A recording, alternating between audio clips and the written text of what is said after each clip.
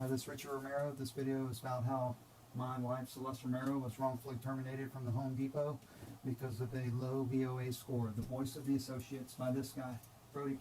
He's the district manager. Amy Henry is the HR district.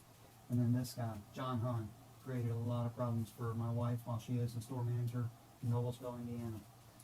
Just a couple notes. This is from the Women's Leadership event. Thank you, Celeste, for taking the time to speak in our D250 Women in Leadership event. Your message was inspirational and connected with many of our female leaders from across the district. Please accept our Making a Difference Award for your efforts. That was super nice of them. And then also, Celeste got to represent the district with a meeting with Craig Menier, the CEO. Now, if she wasn't a good employee, why did they send her to represent the district? That's pretty awesome right there.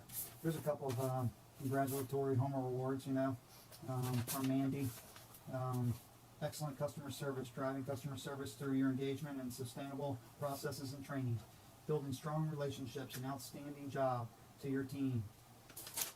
Interesting, isn't it? Alright, so here's the letter that I wrote, and it's going to take a little bit of time, but you should hear it all because it's got a lot of information. Here we go.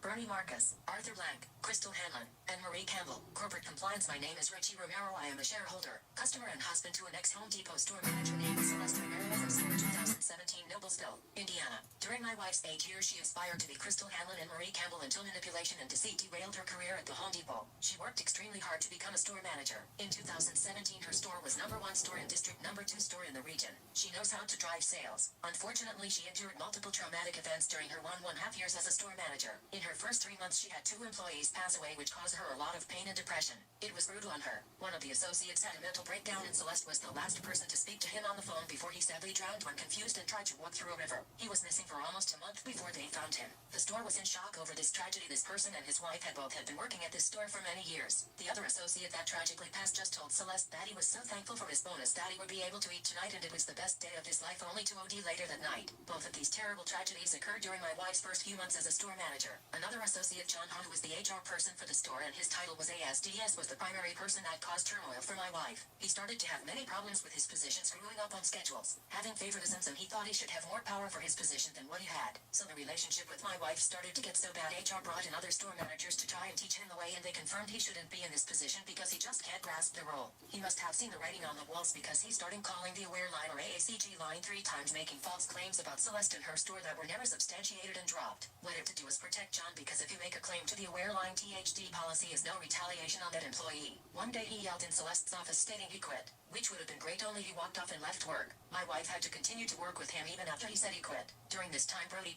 the district manager, continued to tell Celeste to be the bigger person, telling her he didn't trust John either, but he wouldn't let Celeste document him. Then came the VOA, which is the voice of the associates. This is how each store is scored from THD upper management. Wouldn't you know, John Hahn was on the VOA committee. Store 2017 hasn't scored over a 75 in many years, and Brody let everyone know if the VOA is less than 80, you will not be working for me. Mandy, the district HR, stated in another meeting down the road that this was not true. Everyone knew it was true. John Hahn would let multiple people take the VOA at the same time and talk about it during the test, and ironically there were more tests scored than employees that took the EVAL. The score was a 68, and Brody changed that day from a great manager to a fear manager. In addition to John was Kelly, a new assistant that Brody and Mandy hired, who started talking negative about Celeste because she wanted to become a store manager immediately and thought if she got Celeste fired, maybe she could at this store. She was later fired for integrity for inappropriate relationships with another store associate named Brittany. Brittany told all department heads that Celeste had a list and she was going to fire all of them because Brittany was on the outs because of her relationship with Kelly. Brittany and Kelly gave statements with other department heads that Celeste was a negative manager and didn't respect the associates, and Brody Mandy took their word for it and continued to document my wife. Brittany was also fired down the road, so how can you use her and Kelly's word if they were both fired? Brittany told many DHs Celeste has a list and she is gonna fire all the DHs. Well, she colluded with them to complain about Celeste because they thought they were getting fired. 2 trusted people she tried to turn came forwards, derailing Brittany, which got her fired. But they still used the documentation on Celeste, which was truly wrong because Brody needed an out due to her low VOA score in 2017. This was no secret, and everyone knew he would fire her if the VOA came back red. He started writing her up and coaching her for anything and everything.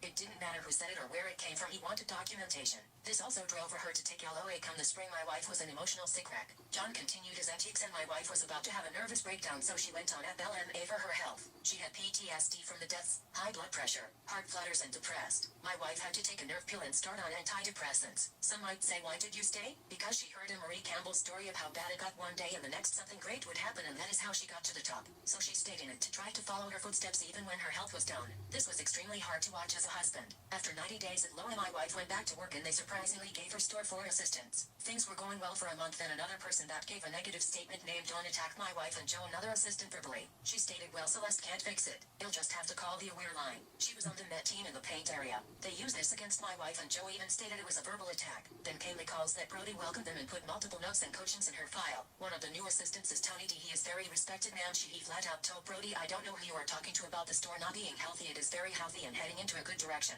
One day my wife got a call at home from Tony stating, you will not believe this. John Hahn came in on your day off and stated he wants to put a restraining order against you because he is scared of you because your husband is a hunter. AU. Kidding me. Brody told me wife to man up and be the bigger person and go about your day. Granted, John Hahn is still in the HR position for the store, which means my wife will have direct contact with him tomorrow. After she got off the phone, she just cried. I cried for her and just held her tight and said, is this worth it, Celeste? She decided to continue on and Brody called her to the Greenwood store 1 hour south of her store and had a list of negative issues and problems that was written by no other than John Hahn. My wife gave Brody a little pushback and he started yelling at my wife so loud associates were calling other stores stating, why is Brody yelling at Celeste and why is she all the way down here? This was a hostile working environment. This is WHO Brody Plattenberg. He is a fear manager. He fires people and writes associates up to keep them in check so he can be in control. He has fired 9 store managers in 4 years and over 20 assistants. In my wife's last 6 months she had more write-ups and notes than she has had in her whole career. After all this, my wife finally gave up and asked to step down back to an assistant store manager. He said, you won't be happy doing that again. He said, let me try to get in front of this. In the end he said there was nothing you could do, that he couldn't make it happen.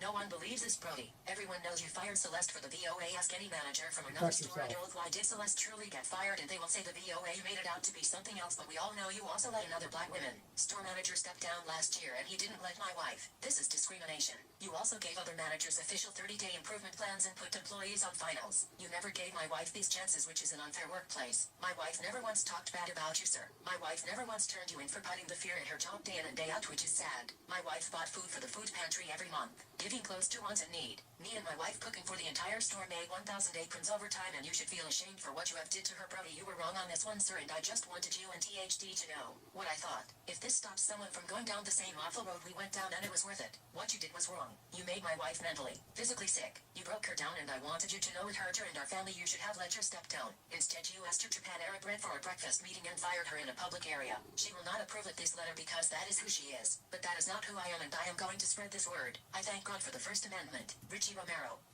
Not to mention, she got $8,000 severance package, and they took $45,000 in restricted stock away from her that she so desperately earned, working day in and day out as an assistant. But they took it from her. That's it. You make your own judgments. Nothing I said on this video is untrue. Everything is true. Thanks for listening.